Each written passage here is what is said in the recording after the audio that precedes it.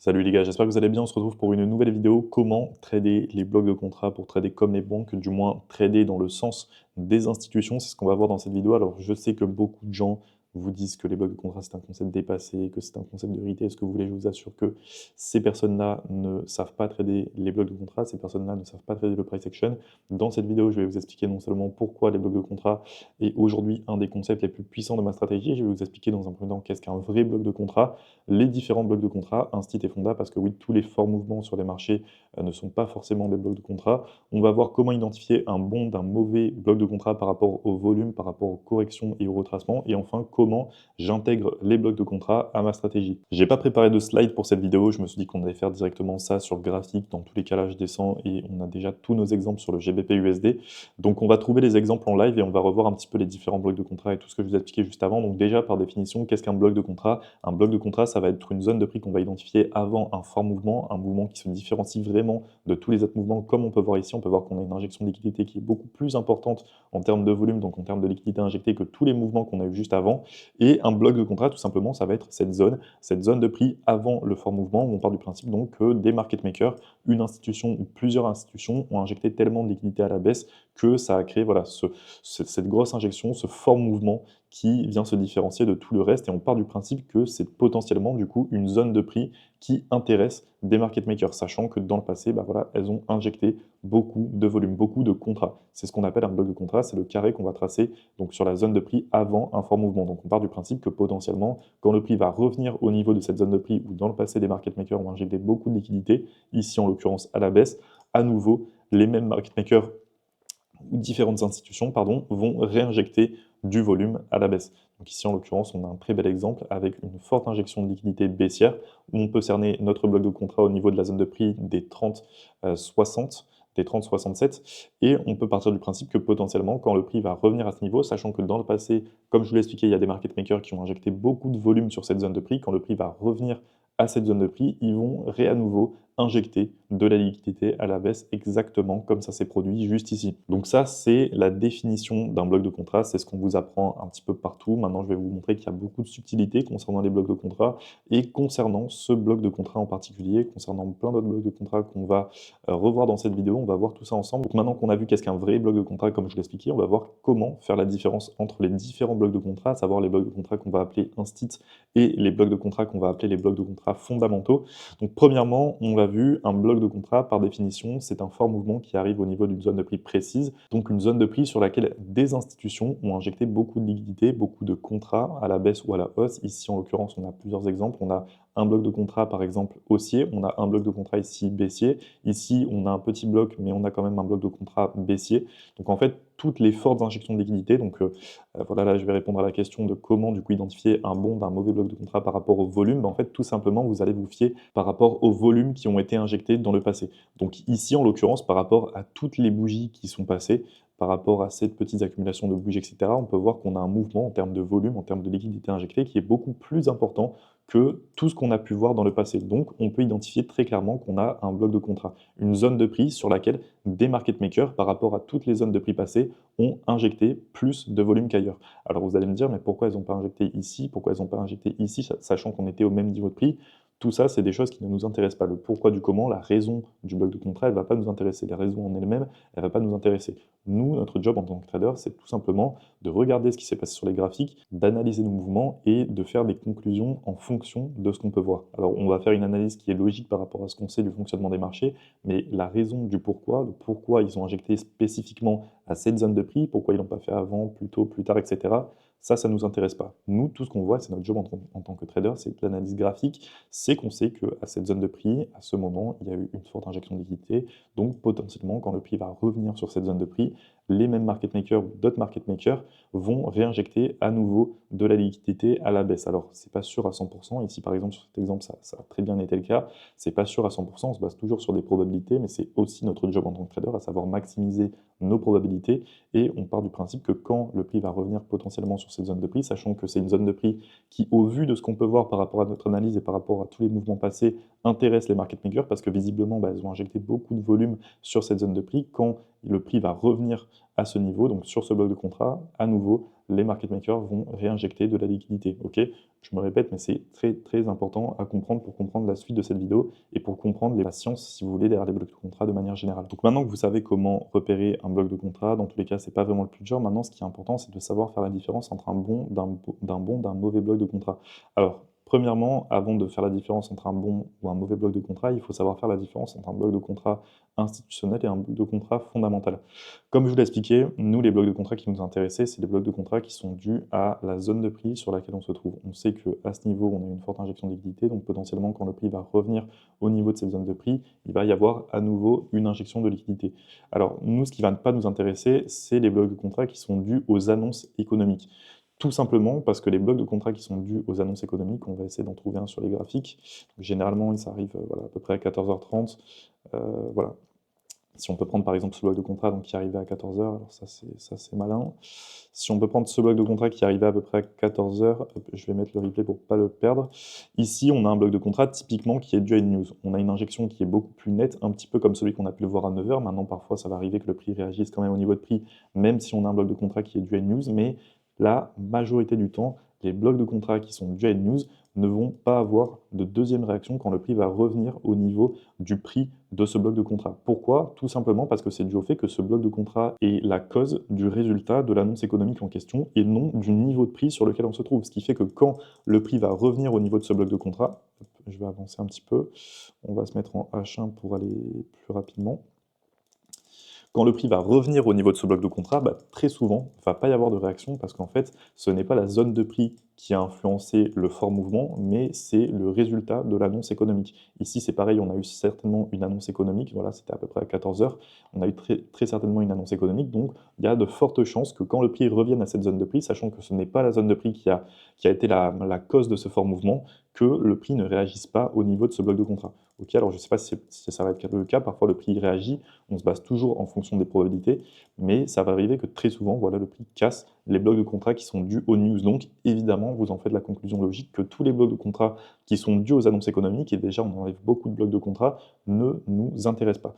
Nous, ceux qui vont nous intéresser, comme je l'ai expliqué, c'est les blocs de contrat qui sont la cause de la zone de prix sur laquelle on se trouve.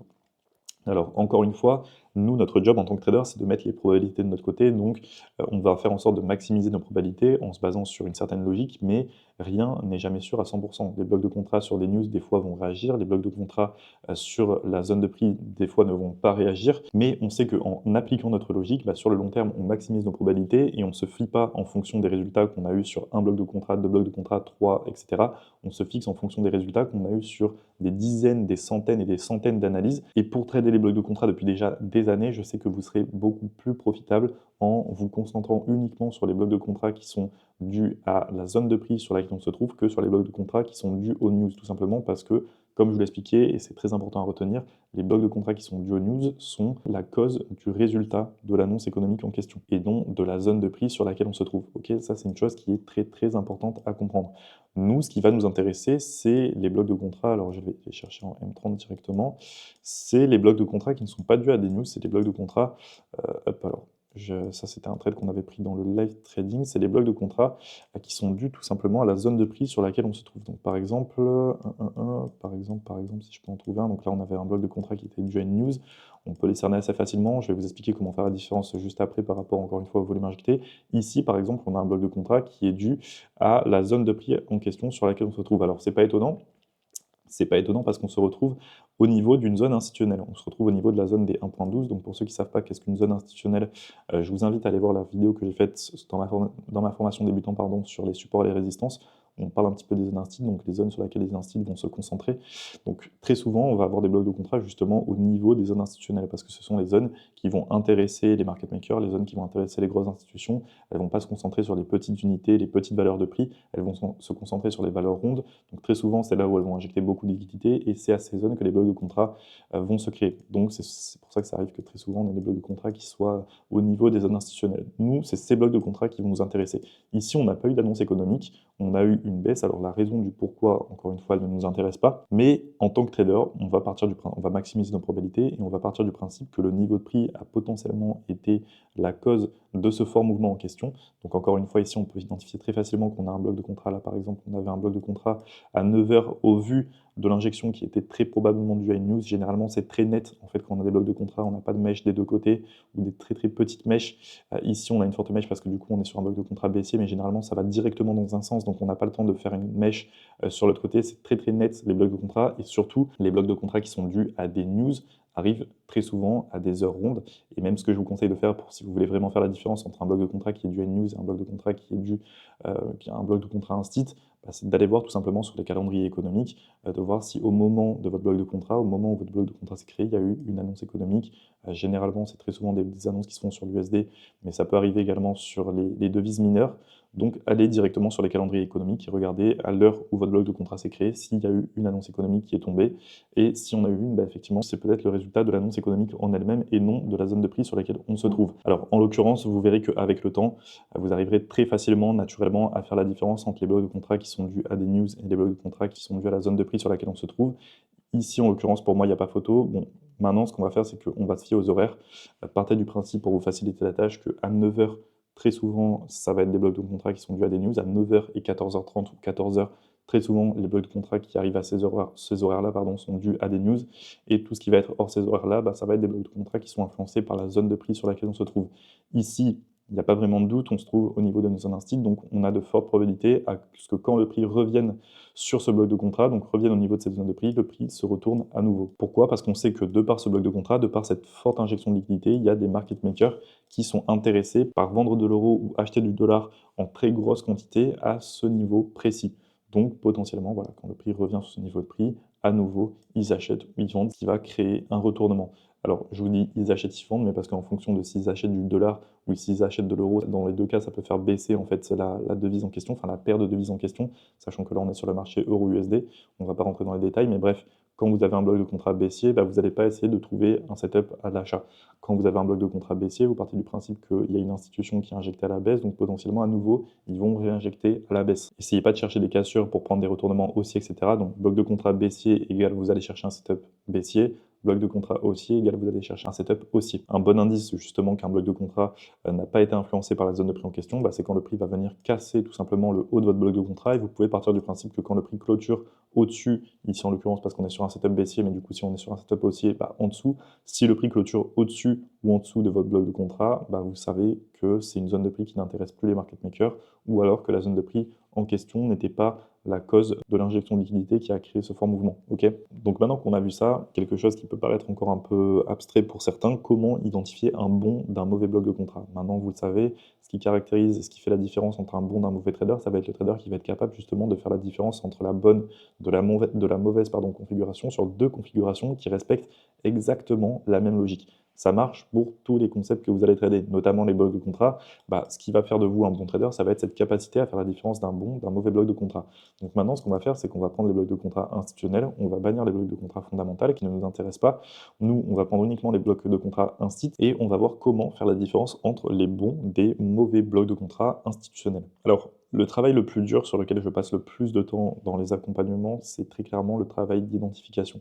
Très souvent, les traders débutants, ils vont avoir tendance à penser que parce qu'ils connaissent la théorie d'un concept, par exemple celle des blocs de contrat, ils vont être en mesure d'identifier tous les blocs de contrat. Pas du tout. C'est bien plus compliqué que ça. Le travail d'identification, c'est quelque chose qui prend beaucoup, beaucoup de temps. Vous prenez moi, il y a 3 ans, je connaissais parfaitement les concepts des blocs de contrat, mais pourtant les blocs de contrat que je prenais à l'époque sont très certainement ceux que je ne prendrai pas aujourd'hui. Enfin, en tout cas, beaucoup des blocs de contrat que je trade à l'époque, je ne les traderai pas forcément aujourd'hui. Donc aujourd'hui, je vais vous montrer non seulement comment identifier les bons blocs de contrat, mais en plus de ça, je vais vous montrer comment identifier les mauvais blocs de contrat, ceux qui ne nous intéressent pas. Ici, par exemple, on peut voir qu'on a, pour moi, on a un bloc de contrat. Là, il y a beaucoup de gens qui vont dire: «Mais attends, mais l'injection de liquidité par rapport à tout ce que nous a montré et cetera, par rapport au volume injecté, on n'a pas un volume qui est très intéressant, on n'a pas forcément un bloc de contrat». En fait, comment faire la différence entre un bon d'un mauvais bloc de contrat? Enfin, surtout comment, avant de savoir faire cette différence entre un bon d'un mauvais bloc de contrat, il faut savoir comment véritablement identifier un bloc de contrat. Ici, en l'occurrence, pour moi, on a un bloc de contrat. Pourquoi? Parce que comme je vous l'ai expliqué, on va toujours se baser par rapport au volume. On ne va pas se baser par rapport à l'indicateur du volume qui est inutile, on va se baser par rapport au volume qui a été injecté sur les bougies passées. Ici, par rapport aux bougies passées, par rapport à la dynamique du marché sur les dernières bougies passées par rapport à la semaine précédente, on peut voir qu'on a une injection de liquidité sur ce mouvement qui est plus importante que tout ce qu'on a eu sur les mouvements passés. Donc on peut en faire la conclusion logique qu'on se retrouve au niveau d'une zone de prix sur laquelle des market makers vont injecter plus de liquidités qu'habituellement. Donc ça va être une zone de prix qu'on va tracer en tant que bloc de contrat, une zone de prix sur laquelle des market makers vont injecter plus de contrats qu'habituellement, même si à première vue on n'a pas forcément l'impression qu'on a une très grosse injection de liquidité, mais en fait quand on se base par rapport à tous les volumes qui sont passés, quand on regarde les bougies, en fait on se rend compte qu'on a une injection qui est plus importante que tous les volumes qu'on a eu précédemment, donc on va prendre cette zone de prix comme un bloc de contrat. Et on peut voir que quand le prix va revenir au niveau de ce bloc de contrat, il va y réagir tout simplement parce qu'on a été en mesure d'identifier une zone de prix qui intéresse les institutions, une zone de prix sur laquelle les institutions posent plus de liquidités qu'habituellement, sur laquelle elles achètent ou elles vendent une des deux devises de la paire en question. Même si à première vue, là on pourrait se dire mais il n'y a pas de bloc de contrat, il n'y a pas de très grosses injections, etc. Mais en fait quand on regarde la dynamique du marché, le contexte du marché global, en M30, on peut voir que voilà, ici, il y a une injection qui est plus importante en termes de volume que tout ce qu'on a eu dans le passé. Alors évidemment, remontez pas trop loin dans le passé. Pour rester dans la dynamique du marché, il faut regarder ce qui s'est passé sur les 3, 4, 5, 6 derniers jours maximum, donc sur la semaine dernière maximum. Et ici, par rapport à la semaine dernière, on peut voir voilà, qu'on a une zone plus importante, une injection de liquidité qui est plus importante, donc une zone importante à prendre en compte. Ok. Donc ça, c'est la première chose. Et à contrario, ce qu'il ne faut pas faire, c'est identifier des blocs de contrat qui ne sont pas des blocs de contrat. Donc on va essayer de trouver un contre-exemple. Je vais me balader un petit peu sur les graphiques et je vais vous chercher ça. Voilà, donc ici on a un exemple parfait. Alors j'ai vraiment cherché 2 secondes parce que c'est des choses qu'on trouve habituellement sur les marchés. Le scénario que je vous ai montré juste avant et ce scénario que je vais vous montrer maintenant, mais c'est une différence qui est fondamentale à prendre en compte pour savoir faire la différence entre un bon d'un mauvais bloc de contrat. Donc se servir des volumes qui sont injectés pour identifier qu'est-ce qui va nous intéresser, de qu'est-ce qui ne va pas nous intéresser. Donc en fait, comme je vous l'expliquais, on peut très facilement penser qu'on se retrouve au niveau d'une zone de prix qui n'intéresse pas forcément les institutions parce qu'on n'a pas forcément l'impression d'identifier de forts mouvements, mais on peut encore plus facilement se retrouver dans des scénarios dans lesquels on va avoir l'impression de voir des blocs de contrat partout. Ici, par exemple, dans un marché qui ressemble à ça, alors c'est peut-être pas le meilleur exemple, mais par exemple, vous prenez ce mouvement, on pourrait très simplement penser qu'on a un bloc de contrat. Vous prenez ce mouvement, on pourrait très simplement penser qu'on a un bloc de contrat. Pareil ici, pareil ici, pareil ici, on a de fortes injections. Mais ce qu'il faut bien comprendre, c'est qu'en fait, on se base toujours par rapport au volume passé quand on identifie un bloc de contrat et par rapport à la dynamique du marché. Ici, on peut voir qu'on a une dynamique du marché. Alors, dynamique du marché, ça peut être un peu abstrait comme terme. Mais en fait, quand je parle de dynamique du marché, je parle de cerner le contexte global du marché. Ici, on peut voir que dans le contexte global du marché, on a de fortes injections un petit peu partout tous les jours. Donc, on va en faire la déduction logique que ce n'est pas des zones de prix qui intéressent les market makers, c'est juste qu'on se retrouve dans une dynamique où il y a des institutions qui, sur la paire USD-CAD, injectent beaucoup de liquidités. Donc, quand on va avoir habituellement des mouvements avec d'aussi grosses injections, ça va devenir entre guillemets notre norme, la normalité si vous voulez du marché en question. Donc à partir de ce moment, on va plus considérer qu'un mouvement qui a une aussi forte injection que ce mouvement par exemple, ou ce mouvement est un bloc de contrat, et on va partir du principe qu'un bloc de contrat, sachant qu'un bloc de contrat c'est le mouvement qui va venir se différencier vraiment de tous les autres, doit être au minimum 2 fois plus gros que tout ce qu'on peut avoir là. Et à partir du moment où on va cerner ça, là on pourra partir du principe qu'on a une zone de prix qui intéresse les market makers, parce que par rapport à tout ce qu'on a vu dans le passé, on a une injection qui est au minimum 2 fois plus grosse, donc on sait qu'on s'est retrouvé à un niveau de prix qui intéresse particulièrement les market makers par rapport à tous les mouvements qui sont passés. En fait, c'est un peu dur à expliquer, dans tous les cas, plus vous allez trader les blocs de contrat, plus vous allez comprendre comment fonctionnent les blocs de contrat. Et c'est pour ça que dans le début de la vidéo, je vous expliquais que c'était un concept qui est beaucoup plus subtil que juste une forte injection de liquidité, un mouvement qui est plus gros que les autres. Il y a plein de subtilités à prendre en compte dans les blocs de contrat. Et en fait, il faut aussi comprendre le fonctionnement des marchés de manière générale. Il y a beaucoup de subtilités dans les blocs de contrat qu'on va voir en grande partie dans cette vidéo. Alors, je ne vais pas avoir le temps de rentrer dans les détails. Je referai des vidéos, je pense, au sujet des blocs de contrat. Je referai des live trading comme j'ai fait précédemment. Donc, je crois que j'en ai posté 2 sur YouTube, mais où je traite beaucoup les blocs de contrat, où je fais beaucoup de lecture du marché. Donc, je parle énormément des blocs de contrat, de la dynamique du marché, etc. Donc, je vous invite à voir ces vidéos qui sont assez longues, mais il faut savoir que c'est les vidéos dans lesquelles je partage le plus de valeur et dans lesquelles notamment on parle beaucoup des blocs de contrat. Donc ce qu'il faut bien comprendre par rapport aux blocs de contrat et ce qu'il faut retenir surtout, c'est qu'on se base toujours par rapport à la dynamique du marché en question, par rapport au contexte du marché en question sur les dernières semaines et en fonction, on va tracer nos blocs de contrat. Alors moi je vous dis ça parce que moi je fais mes analyses en M15, M30, donc on va se baser par rapport à la dernière semaine. Mais si vous vous basez par exemple sur du H4 ou du daily, vous allez vous baser par rapport au contexte du marché en question. Ici on peut voir que sur les dernières bougies, on a eu une accumulation de liquidité, donc là on était quand même début début octobre jusqu'au 15 octobre, on n'avait pas eu de forte injection. Enfin, on avait eu des fortes injections, mais qui sont proportionnelles, si vous voulez, au contexte du marché en question. Donc on a eu cette phase où le marché a bien stagné et ici, on a eu un mouvement qui s'est vraiment différencié de toutes les bougies qu'on a pu avoir précédemment. Donc on peut partir du principe qu'on a un bloc de contrat voilà, qui n'est pas du high news, qui arrive à 7 heures, qu'on se retrouve au niveau d'une zone de prix qui intéresse particulièrement les institutions. Donc potentiellement, quand le prix va revenir au niveau de cette zone de prix, à nouveau, des institutions ou les institutions qui ont injecté dans le passé vont réinjecter à la baisse, comme ça s'est passé ici.